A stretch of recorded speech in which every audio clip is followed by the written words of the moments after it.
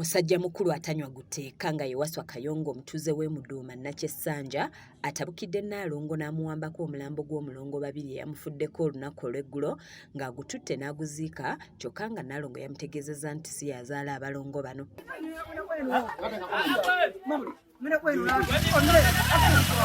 Waswa agamba nti Nnaalongo ono yamusanga mu bitundu by'e Namungo ekiri mu disitulikiti ey'e Mukyala gye yali agenze okukola ng'eno gye yasanga embooseera ya Nnaalongo Aisha Namata era bwe batyo ne batta ekyama nga wayita akaseera katono n'amutegeeza nga bw'alina eri amugema era bw'atyo n'amupangisiza ennyumba. Tuuka mu omukwanira Namungo bayitawo Kasawo. Wali omukwana tubeera naye yalina just omwana nga myezi 3 ngamba olubuto nga lwa myezi 3 ntandika okulabirira olubuto mu myezi 3 mpaka olwaleero omwana wafiiridde. Yavaako e Namungo wa mukadde we wa mukoddomi wange n'agenda e Katuuso wa mukadde we maama w'omuto. Agamba nti muganzi we bwe yatuuka okuzaala yamutwala mu ddwaliro e Mutyana n'azaala babiri afudde ng'abasawo bamutegeeza nti mu lubuto mulimu omwana omulala wabula nga Nnaalongo yali yeetaaga kulongoosebwa era nga yatunda buli kimu asobole okusasula ssente z'eddwaliro omwali n'okusinga pikipiki ye. Abasawo nabo tebaali babi ozaabira 5:30 batuwa amabaluwa nenoonya takisaawo nenoonya emmotoka oba tewaliwo ambulensi budde obwo era owa takisi yatwalira $20 Emityana ku ddwaliro ekiro kimu.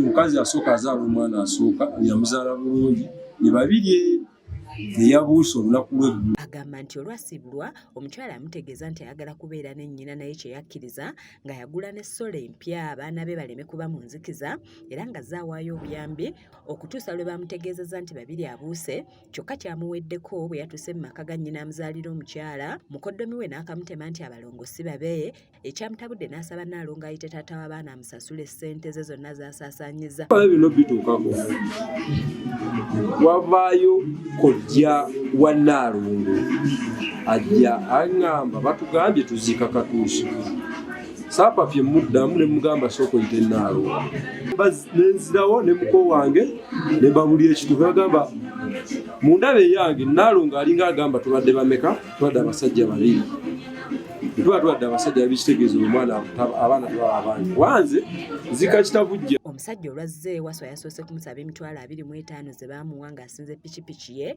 era omusajja n'agenda azinone nga yalabye tadda kwe kusitula omulambo n'agutwala Empigi ku kyalo Kitaguja gye yaguziise n'abategeeza nti bwe banaaleeta ssente ze nga baguziikulayo. Wakati w'ebyo byonna nga Nnaalongo tannamala kuzaala nakwata piki yange n'engisinga ku oyo wa takisi nga sinnamuwa $20 eza ambulensi obudde obwo. Ono atukulembeddemu n'atutwala ku kyalo Kasagula gye bazaala Nnaalongo Namata gye tusanze ab'eŋŋanda n'abasaba bamulage Nakato n'okumanya wa omusajja nnyini baana watuuse ku bya ssente ze. Ye Nnaalongo Namata ayogedde ku byabaddewo ne yeekokkola Waswa olw'okuleeta abagoba ba bodaboda abakutte omulambo ne baguzinga mu bijaketi n'ategeeza nti abaana bano si ba Waswa nga yamwagala kumutaasa kuba nnyini w'abaana talina ssente. Ne mbagamba era nga ngamba oyo simalanga essaalo mukwa ajja asitule omwana emaiti agenda agitunde. Batulaze obutambi bwe baakutte nga Waswa alina ekibinja ky'abagoba ba bodaboda abazze ne bakola effujjo nga bano baakubye eŋŋoma wakati mu kuleekaanira waggulu nga n'ekyaddiridde kwesogga nnyumba ne baggyayo omulambo ne baguzinga mu jaketi olwo ne bagussa ku pikipiki ne babulawo nagwo.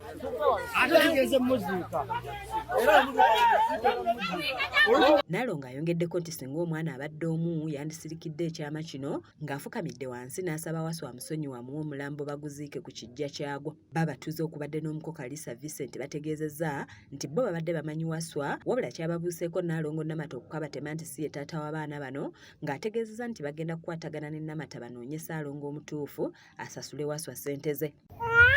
Ono bwe yatubuulidde amazima nti omwana suula bali balina akasente ke basobola okufunayo ne bekaba katonotono n'akakkirize baggyeyo omwana. Abatuuze batabukidde Namata ne bamulangira obwenzi era nga bagamba nti ekyamutuuseeko kimugwanidde kuba yalekawo Waswa ategeera n'ayagala omusajja atalina kyamuyamba. Sonyiwe ffenna twazaalibwa kubonaabona ffe tuli basajja Waswa by'oteze mu Nnaalongo ojja bifuna awalala. Wakati mu buswavu Naalo nga waluddeyo sola pano n'agiddiza Waswa nga bw'amukakasa nti abaana si babe, ng'amulabudde nti singa alemerera okuleeta omulambo waakulaba ekinaamutuukako.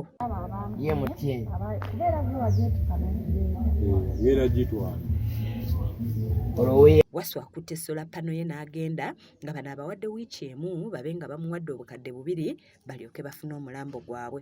Sola mukyala wange ngambye ngende nayo era ngitwala. Ewa mukulu we mukyala wange okulu.